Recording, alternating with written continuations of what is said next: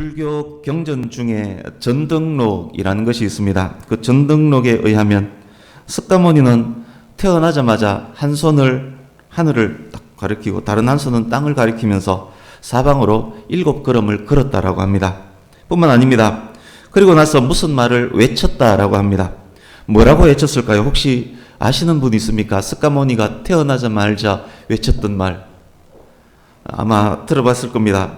천상천하 유아독존, 그렇게 딱 외쳤다라고 합니다. 갓난아기 고타마 시타르타, 석가의 이름이 고타마 시타르타입니다.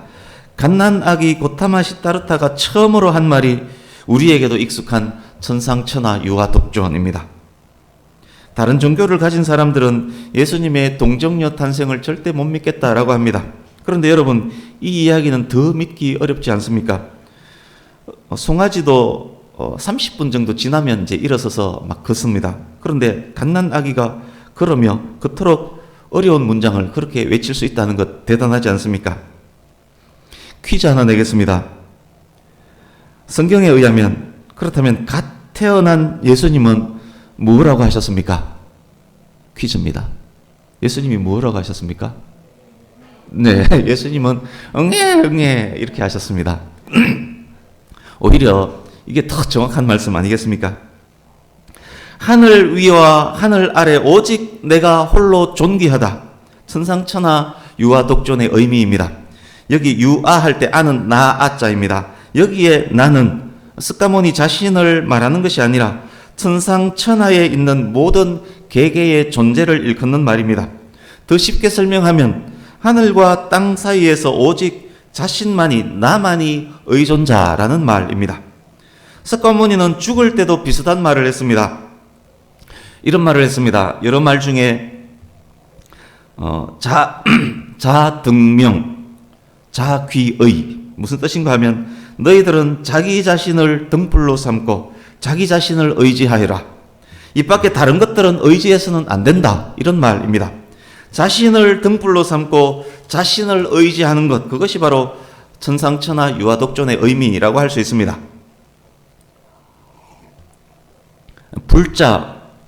불자의 삶은 자신 스스로를 등불로 삼고 자신만을 의지하면서 사는 삶입니다.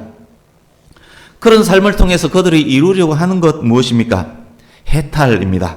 불교에서 말하는 구원이 바로 해탈입니다. 불교에서는 업보에 따라서 윤회하기 때문에 인간 존재 자체를 고통의 존재라고 합니다. 일체고라고 인간을 정의합니다. 그 일체고는 사고, 4가지 고통, 8고, 8가지 고통이 있는데 예를 들어 이런 것입니다. 사고는 생로병사, 8고는 그 생로병사에 무엇을 더하는가 하면 애별난고, 사랑하고 이별하고 하는 그런 고통, 원정회고, 원망하고 정오하고 만나는 그런 고통, 그 다음에 구불덕고, 덕을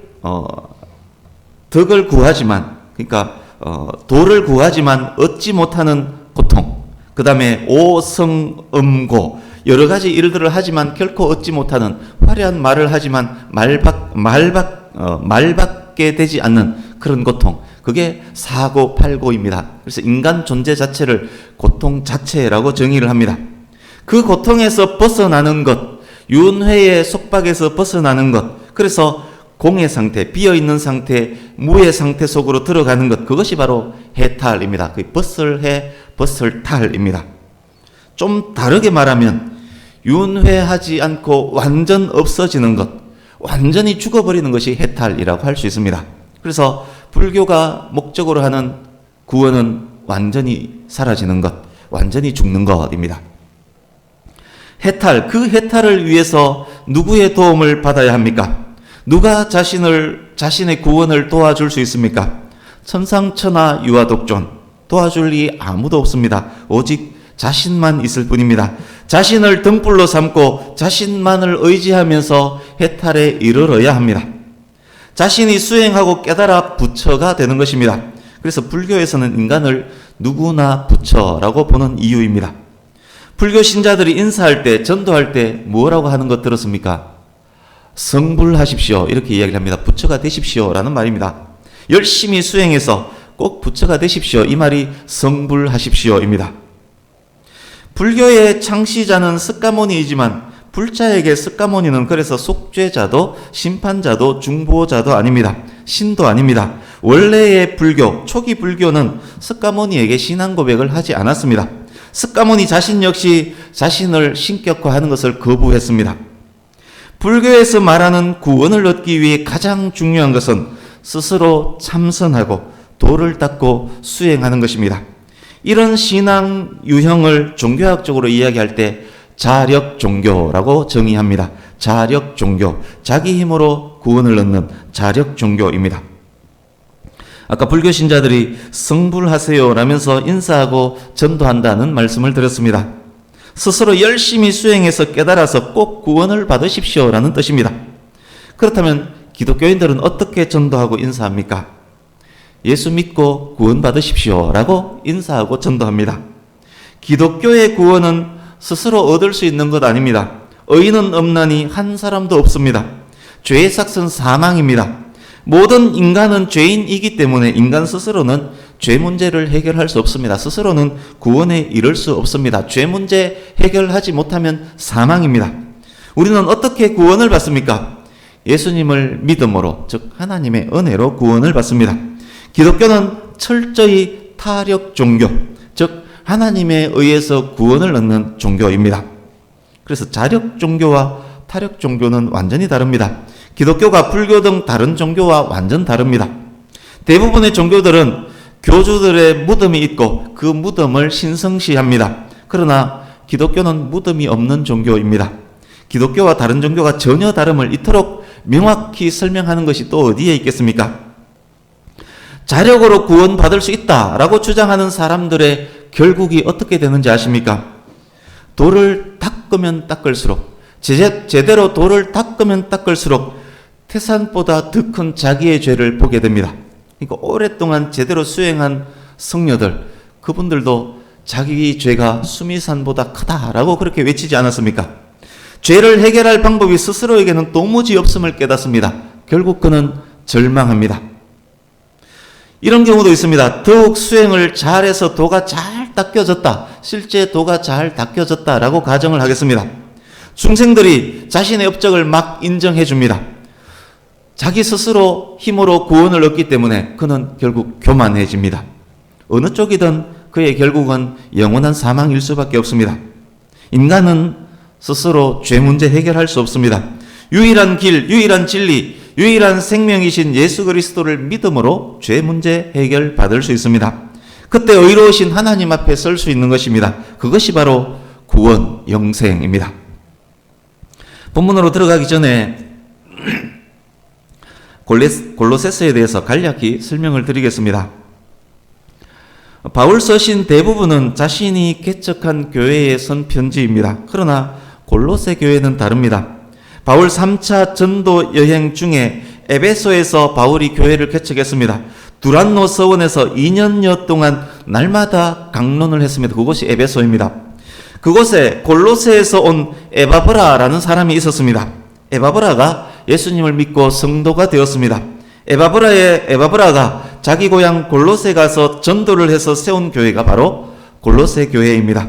골로새 교회에 쓴 편지가 바로 골로새서입니다.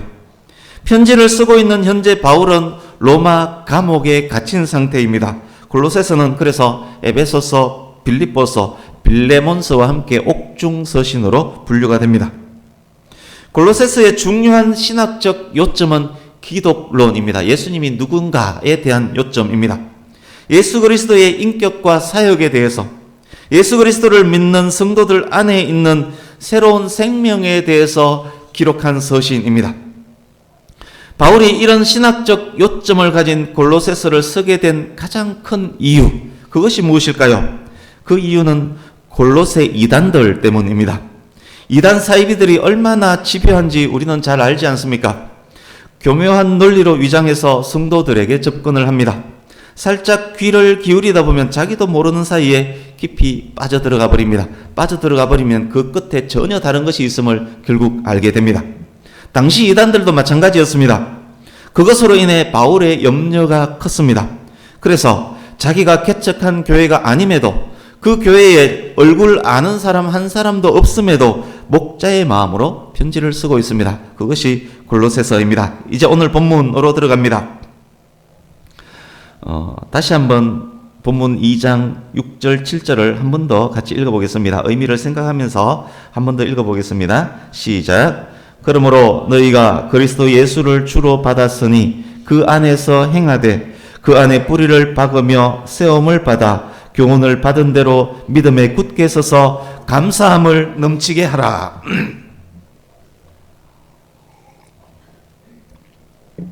어제 아침부터 운전을 좀 많이 하고 그리고 늦게 자고 일찍 일어났더니만 지금 목이 막 잠겨 있는데 제가 감동을 받아서 울어서 그런 것이 아니라 목이 잠겨서 지금 이게 목소리가 좀 이상하니까 그렇게 알아주시기 바랍니다. 본문, 오늘 읽었던 이 본문은 골로새서 전체의 중심이라고 할 수 있는 구절입니다. 6, 7절, 오늘 본문은 6, 7절 이전의 앞부분 내용을 요약합니다. 무엇을 요약하는 말씀인지 살짝 보겠습니다. 1장 15절에서 20절을 눈으로 보십시오. 그리스도 예수는 창조자이시며 구원자이시다라고 이야기하고 있는 부분입니다. 1장 27절 보십시오. 예수 그리스도는 하나님의 비밀의 중심에 있습니다. 2장 1절 보십시오. 이미 설명드렸듯이 골로새 교회 사람들은 한 번도 바울을 본 적이 없습니다. 바울은 그 골로새 성도들을 위해서 목자의 심정으로 힘쓰며 기도하며 편지를 쓰고 있습니다. 2장 2절 3절 보십시오. 예수 그리스도는 하나님의 비밀이었지만 십자가 구속을 통해서 그 비밀이 드러났습니다. 비밀이었지만 믿는 자에게는 이제 더 이상 비밀이 아닙니다. 성도에게 비밀을 깨달아 아는 것, 즉 예수 그리스도를 아는 것 매우 중요합니다. 예수 그리스도 안에는 지혜와 지식의 모든 보화가 감추어져 있습니다. 골로새 교인들이 그것을 깨달아 알기를 바울이 원합니다. 2장 4절 보십시오. 당시 골로새 교회 주변에는 교묘한 말로 속이는 이단들이 있었습니다. 5절입니다. 교묘한 이단들이 있었지만 골로새 성도들은 크게 흔들리지 않았습니다. 규모 있게 질서 있게 믿음 위에 굳건히 서서 행했습니다. 바울이 그들을 칭찬하면서 기뻐하고 있습니다.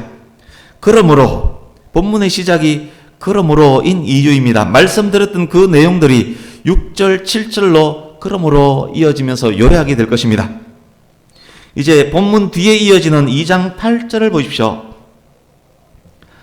누가 철학과 헛된 속임수로 너희를 사로잡을까 주의하라. 이것은 사람의 전통과 세상의 초등학문을 따름이요 그리스도를 따름이 아니니라. 이어지는 내용들이 철학과 헛된 속임수로 미혹하는 이단 사이비에 대한 내용들입니다. 본문 6절 7절이 골로새 이단들을 향한 공격의 기초가 또한 됩니다. 그렇습니다. 오늘 본문은 골로새서의 핵심 내용입니다. 예수 그리스도에 대한 요약, 성도의 삶에 대한 요약입니다. 이단과 사이비들에 흔들리지 않고 이기게 하는 근거가 되는 말씀입니다. 예수 그리스도를 믿는 신실한 성도가 헛된 철학과 속임수가 난무하는 세상을 살 때 교리와 행동, 신학과 윤리를 어떻게 조화롭게 적용시키며 살아야 하는지에 대한 말씀입니다. 말씀을 들으실 때 이 말씀을 스스로에게 적용을 하면서 과연 나는 어느 부분에 부족한가 그것을 생각할 수 있기를 바랍니다. 이제 더 자세히 확인해 보겠습니다. 6절입니다. 그러므로 예수 그리스도가 그런 분이므로 예수 그리스도가 어떤 분인지를 깨달아 알므로 너희가 골로새 성도 여러분이 골로새서를 읽는 모든 성도 여러분이 그리스도 예수를 주로 받았으니 이 부분은 조금 더 설명을 하겠습니다. 6절에 사용된 세 가지 호칭을 보십시오. 먼저 그리스도는 기름 부음 받은 자 메시아를 말합니다. 그들은 예수님을 하나님의 기름 부음을 받은 선지자 제사장 왕임을 깨달아 알았습니다. 이 예수는 여호와는 구원이시다라는 뜻입니다. 그들은 예수님이 그들의 죄에서 구원할 분으로 깨달아 알았습니다. 주인이라는 의미입니다. 그들은 예수님을 하나님 보좌 우편에 앉아 세상을 통치하시는 만유의 주인이라는 것을 깨달아 알았습니다. 그들은 예수님이 그들의 주인이심을 깨달아 알았습니다. 이 세 가지 호칭 중에서 본문에서 강조되는 강조점은 주에게 있습니다. 그들은 예언의 성취자 메시아, 구원자 예수님을 주인으로 알았다는 이야기입니다. 그래서 어떻게 했습니까? 그냥 깨달아 아는 것으로 끝입니까? 아닙니다. 주로 받았습니다. 받았으니로 번역된 원어는 마음으로 받아들이다라는 의미의 파랄람바노라는 단어입니다. 마음으로 믿었다는 말입니다. 에바브라를 통해서 전해진 그리스도의 복음을 이미 마음으로 받아들였다는 말입니다. 당연합니다. 그렇지 않고는 절대 예수 그리스도를 주라고 시인할 수 없습니다. 그렇다면 이제 다 된 것입니까? 그렇지 않습니다. 그리스도 예수를 주로 받은 사람이라면, 그리스도 예수를 주로 받은 사람이 확실하다면 추가로 드러나는 것이 있어야 합니다. 그 안에서 행하되, 참 신앙은 행함을 유발합니다. 교리와 행함, 신학과 윤리는 함께 가야만 하는 것입니다. 행함이 없는 믿음은 죽은 믿음입니다. 참 믿음은 사랑으로 역사하는 믿음입니다. 그 안에서 행하되, 원어에서 명령법 현재 시제가 사용되었습니다. 그 안에서 계속해서 행하라는 의미입니다. 그렇습니다. 성도는 매 순간 삶을 통해서 복음, 교리, 신학이 드러나는 삶을 살아야 한다. 그것을 명령하고 있습니다. 이제 7절입니다. 6절에서 이어지는 말씀입니다. 그리스도 예수를 주로 고백한 사람이 일상의 삶 속에서 행해야 할 구체적 모습을 비유를 통해서 설명합니다. 동사들의 시제, 이 시제에 관심을 가져야 할 것입니다. 7절 보십시오. 그 안에 뿌리를 박으며, 그 안에 뿌리를 박으며. 시냇가에 심기어진 나무를 생각하게 하는 말씀입니다. 그는 주로 받아들인 그리스도 예수를 말합니다. 성도는 예수님 안에, 헬라 원어에 안에, 영어 in이라는 단어가 있습니다. 성도는 예수님 안에 뿌리를 박아야 합니다. 뿌리를 박으며로 번역된 원어는 수동태, 현재 완료형입니다. 수동태로 쓰였다는 것은 다른 힘에 의해서 일어난 일이라는 말입니다. 현재 완료형은 이미 과거에 일어난 일이 현재까지 계속 이어져 오고 있다는 말입니다. 골로새 성도들이 복음을 이미 받아들였으며 그때 예수님 안에 깊이 뿌리를 내렸습니다. 그 일은 그들이 잘나서 그들의 능력으로 된 것이 아니라 하나님께서 하신 일이었습니다. 그 일이, 그 뿌리를 내린 그 일들이 지금까지 계속 잘 이어오고 있습니다. 두 번째, 세움을 받아. 세움을 받아도 그 안에를 받는 단어입니다. 예수님 안에 뿌리 박은 성도는 또한 예수님 안에서 건물이 세워져 가듯 세워져 가야만 합니다. 세움을 받아로 번역된 원어 역시 수동태이고 또한 현재 분사형입니다. 역시 하나님께서 하신 일이란 말씀입니다. 시제가 현재 분사인 것은 쉼 없이 계속 되어야 한다는 의미입니다. 에바브라와 바울은 심고 물을 주었을 뿐입니다. 자라게 하시는 분은 오직 하나님이십니다. 수동태로 쓰여진 이유입니다. 그 모든 것은 그리스도 안에 있을 때 일어나는 일입니다. 그리스도께서 조직을 결속시키는 핵심이라는 말입니다. 그리스도께서 나무의 생명이시며 동시에 세워질 수 있도록 건물을 결속시켜주는 힘이신 것입니다. 세 번째 말씀도 보십시오. 교훈을 받은 대로 믿음에 굳게 서서. 여기 시제 역시 현재 분사입니다. 골로새 성도들이 에바브라를 통해서 복음을 믿었습니다. 이제 믿음 위에 굳게 서야 합니다. 믿음 위에 굳게 서는 것은 매 순간 현재여야만 합니다. 이제 마지막 네 번째 보십시오. 감사함을 넘치게 하라. 넘치게 하라로 번역된 원어는 강물이 제방을 넘쳐서 콸콸콸 흘러 넘치는 그것을 의미하는 단어입니다. 명령형이고 현재 시제입니다. 감사가 몸에 배어서 일상이 되어야 한다는 의미입니다. 그것을 명령하고 있습니다. 범사에 감사하라와 동일한 의미의 말씀이 감사함을 넘치게 하라입니다. 감사함을 넘치게 하라. 오늘 추수감사주일에 이 부분을 조금 더 설명을 하겠습니다. 골로새서는 4장까지밖에 없는 짧은 서신입니다. 이 서신 전체에서 가장 많이 사용된 단어 중 하나가 감사입니다. 골로새서 전체의 중심이 본문 6절, 7절이라고 할 수 있는데 본문 마지막 부분도 감사함을 넘치게 하라는 명령으로 끝을 내었습니다. 예수 그리스도가 누구인가? 기독론. 이단 사이비에 어떻게 대처하는가? 그것이 골로새서 전체의 핵심 주제라면 그것에 대한 해답도 감사와 관련된다는 의미일 것입니다. 골로새서 안에 감사라는 단어가 나오는 부분을 함께 읽어보려고 합니다. 자세하게 설명은 하지 않겠습니다만 읽으면서 그 느낌을 마음속으로 정리해 볼 수 있기를 바랍니다. 골로새서에 감사라는 단어가 나오는 부분 같이 읽어보겠습니다. 1장 3절 같이 읽습니다. 골로새서 1장 3절 시작. 우리가 너희를 위하여 기도할 때마다 하나님 곧 우리 주 예수 그리스도의 아버지께 감사하노라. 아멘. 1장 12절 시작. 우리로 하여금 빛 가운데에서 성도의 기업의 부분을 얻기에 합당하게 하신 아버지께 감사하게 하시기를 원하노라. 아멘. 이제 오늘 본문 2장 7절 한 번 더 읽습니다. 시작. 그 안에 뿌리를 박으며 세움을 받아 교훈을 받은 대로 믿음에 굳게 서서 감사함을 넘치게 하라. 아멘. 이제 3장 15절에서 17절 같이 읽습니다. 감사가 여러 번 나오는 곳입니다. 3장 15절에서 17절 시작. 그리스도의 평강이 너희 마음을 주장하게 하라. 너희는 평강을 위하여 한 몸으로 부르심을 받았나니 너희는 또한 감사하는 자가 되라.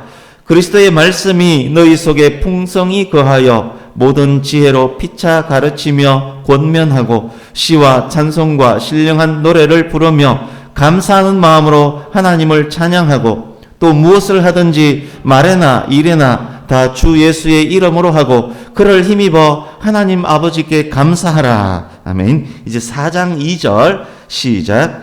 기도를 계속하고 기도에 감사함으로 깨어있으라. 아멘.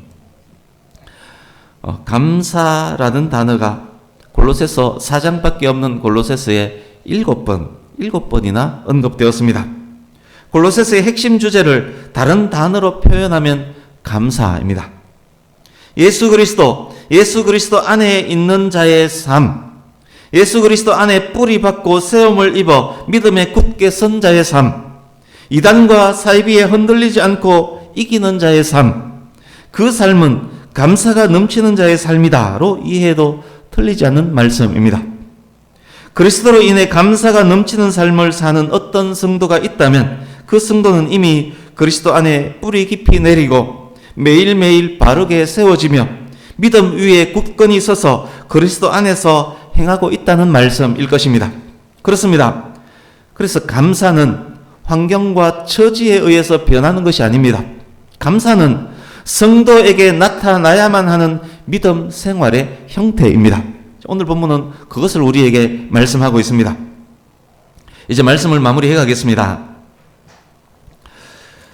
여러분, 만약 우리 스스로 힘으로 죄 문제를 해결할 수 있다면, 자력으로 구원을 이룰 수 있다면, 혹은 그런 생각을 누군가가 갖고 있다면 이런 감사가 절대 있을 수 없습니다. 천상천하 유아독존이 결국 그렇게 될 것이라고 말씀드렸듯이 스스로는 절대 죄 문제 해결할 수 없음을 깨닫고 결국 절망하게 될 것입니다. 가짜로 이루어 놓은 어떤 작은 것, 그것이 혹시 있다면 그것으로 인해 교만하게 될 것입니다. 절망하면 결국 죽음에 이를 것이고, 교만은 가장 큰 죄 중에 하나이기 때문에 결국 죽음에 이르게 될 것입니다. 절망과 교만의 삶은 절대 감사할 수 없습니다. 스스로 구원을 이루겠다라고 외치는 자의 삶은 절대 감사할 수 없고 절대 구원을 얻을 수 없습니다. 그러나 그리스도 예수를 주로 받은 사람, 그 안에서 행하기 위해 노력하는 사람, 예수님 안에 뿌리를 받고 매일매일 세워져 가는 사람, 믿음에 굳건히 선 사람은 감사할 수 있습니다. 감사함을 넘치는 삶을 살아갈 수 있습니다. 왜입니까? 자신이 한 것이 아니기 때문입니다. 모든 것을 하나님께서 하셨음을 알기 때문입니다. 하나님의 은혜로 죄 용서함과 구원 받았음을 알기 때문입니다. 가장 귀한 구원을 얻었는데 어찌 감사하지 않을 수 있겠습니까? 영원히 죽을 수밖에 없는 사람이 천국 영생을 기업으로 얻었는데 어찌 감사하지 않을 수 있겠습니까? 그의 감사는 환경과 형편에 의한 감사가 아닙니다. 돈이 없다고, 건강이 나빠졌다고, 취업에 실패했다고 어찌 감사를 멈출 수가 있겠습니까? 감사가 넘치는 성도에게 행함이 따르게 되어 있습니다. 하나님을 기쁘게 하는 삶을 추구하기 때문입니다. 기쁨과 감사, 사랑과 평강, 겸손과 섬김의 삶을 살 수밖에 없을 것입니다. 그의 삶은 내가 그리스도 안에, 그리스도께서 내 안에 계시는 삶입니다. 그에게는 아름다운 열매가 풍성히 맺힙니다. 우리 시편 50편 23절을 주보에 있습니다. 개역 성경과 메시지 성경으로 기록을 해뒀습니다. 지금까지 나눈 말씀들을 기억하시면서 이 말씀 두 개 번역 이어서 같이 읽어보겠습니다. 말씀의 의미를 기억하시면서 우리 같이 읽습니다. 시작. 감사로 제사를 드리는 자가 나를 영화롭게 하나니 그의 행위를 옳게 하는 자에게 내가 하나님의 구원을 보이리라. 찬양하는 삶이 나를 영화롭게 한다. 너희가 그 길에 발을 들여놓으면 내가 즉시 나의 구원을 보여주리라. 아멘. 믿음과 구원과 감사는 이렇게 하나로 연결이 되어 있습니다. 오늘 본문에서 말씀하는 것 역시 동일한 메시지입니다. 우리에게 믿음이 있다면 구원을 받을 것입니다. 우리가 구원받은 자가 맞다면 넘치는 감사가 우리에게 있어야 할 것입니다.